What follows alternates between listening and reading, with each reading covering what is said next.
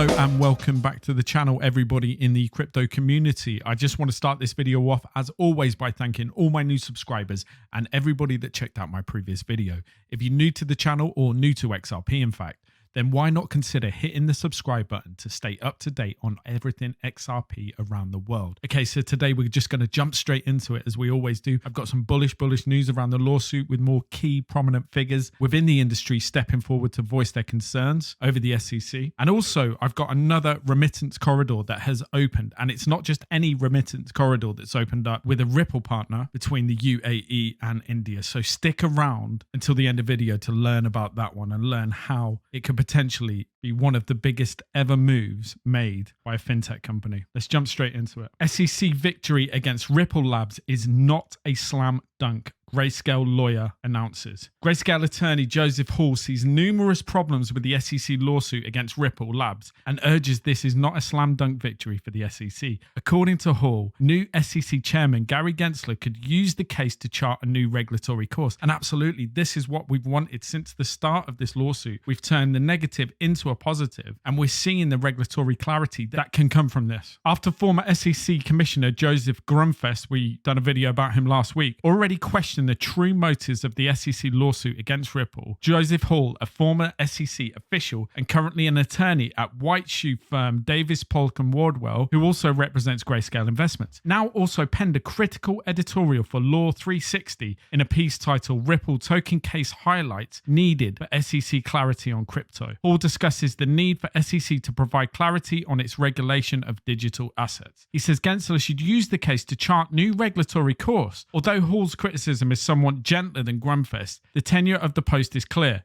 Applying the Howey test to XRP and other cryptocurrencies is not timely, as Hall discusses a security must exist by definition to establish US Security and Exchange Commission jurisdiction, and nothing in our Depression-era law says that lines of computer codes are securities, which is why the SEC refers to the term investment contract. This term was first coined by the US Supreme Court in the 1946 case SEC VWJ.Howey.co, which involved investment opportunities in Florida's Citrus Grove. Accordingly, Hall's application of the Howey test is absolutely absurd. And he goes on to state, imagine trying to explain what an iPhone is in language your great-grandfather would have understood just after World War II. This is how easy it is to predict what digital assets are securities under the post-war Howey test. Hall calls the lawsuit against Ripple indicative of what went wrong with the SEC's treatment of cryptocurrencies under now departed chairman Jay Clayton, the Magic Man. He calls on Gary Gensler, who was once recently appointed by Joe Biden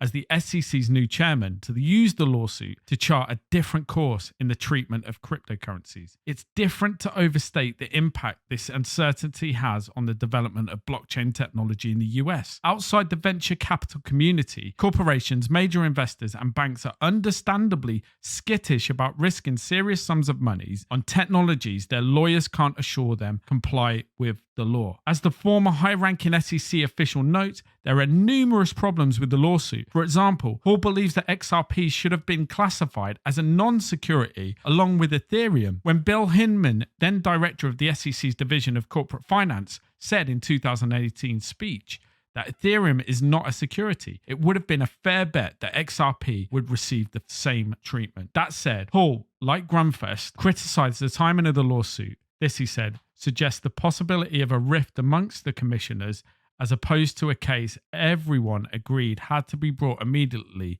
in order to avert looming investor harm, which sadly happened. Third, he said the SEC's decision to file suit caused massive harm amongst investors, whom it is supposed to protect. What we've been saying, guys. Whatever one's views on the merits, before news of the SEC's intentions broke, XRP traded with a market cap in 25 to 30 billion range, meaning that any precipitous action by the SEC would surely result in heavy investor losses, ending recently around 13 billion US dollars. Finally, and perhaps more interesting, is the question of why the SEC chose Ripple as a precedent. Why on earth did the agency bring a case that was considerably less a slam dunk than its previous crypto enforcement actions. Barring a settlement, the Article 3 courts, and not the SEC, will ultimately say whether XRP is a security. There are plenty of digital assets with more tenuous use cases than XRP, one of which might have better helped the SEC reach its views into federal case law before taking on the Leviathan like Ripple Labs. And don't forget it, Ripple Labs are huge, and their legal team is huge, comprised of former SEC chairs. But all this speculation over the SEC's motives shouldn't distract from the more important policy question that Gensler and the rest of the agency incoming leadership will have to grapple with, and that is regulatory clarity. And it will bring clarity to the whole crypto market. Let's move on. More partnerships. We reported quite a few yesterday. I think it's 2 a week that Ripple Labs is growing by. Ripple targets UAE-India corridor with LuLu Exchange Federal Bank partnership. So UAE is obviously the United Arab Emirates. UAE-based LuLu Exchange is in the news after it announced its partnership with Ripple and India's federal bank to facilitate faster cross-border payments from the United Arab Emirates to India.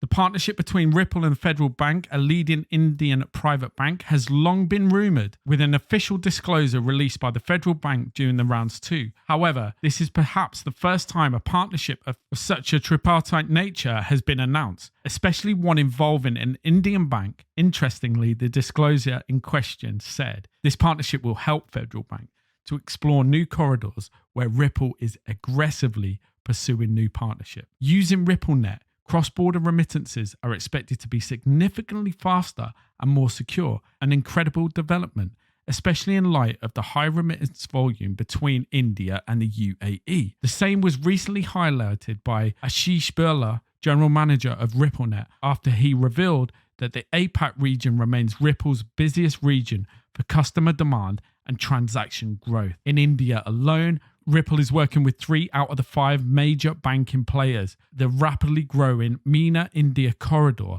likely to become Ripple's largest one so far. India is the world's top receiver of remittances, with the country's share in global remittance volumes often climbing as high as 12% in the years past. That is massive.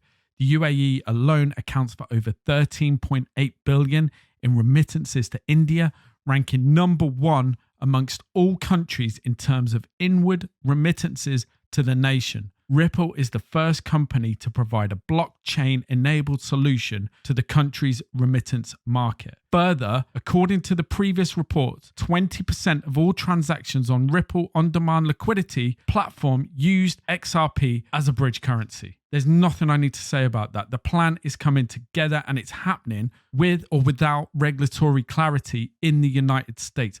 I cannot emphasize that enough. Once that clarity is realized, then all it's going to do is open up more corridors and give US central banks the green light to move ahead with on-demand liquidity. I'm just going to leave you guys today with the 3 out of 3 tweet from Brad Carlinghouse. And I didn't want to read the whole thing. I just wanted to leave you with the number 3 that he left on January the 25th. We added 100 plus new faces to the Ripple team, including several leadership members. We have an incredible, resilient team in place to tackle 2021 and beyond. No matter what, we will stay true to our mission of building an internet of value. Period. Thank you so much today for checking out the video. If you've taken anything from it at all today, then consider hitting the like button, and you can do me a massive favor by hitting that subscribe button. It's absolutely free to do. And I will catch you here next time for more of that